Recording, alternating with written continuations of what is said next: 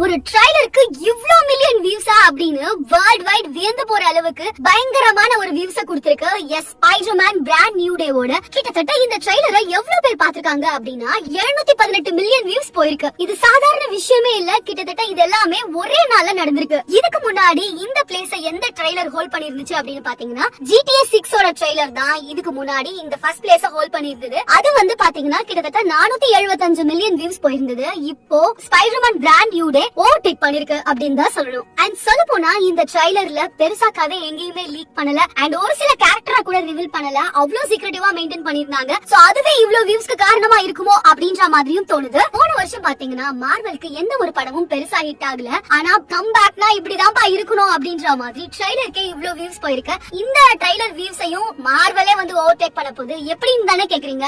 S, இந்த வருஷம் தான் அவெஞ்சர்ஸ் டூம்ஸ்டே மூவியும் ரிலீஸ் ஆக போகுது. அதோட ட்ரைலர் கண்டிப்பா இதை ஓவர்டேக் பண்ணும் அப்படின்னு எல்லாருமே பேசிட்டு இருக்காங்க. சோ நீங்க என்ன நினைக்கிறீங்க அப்படின்னு மறக்காம கமெண்ட்ல சொல்லுங்க.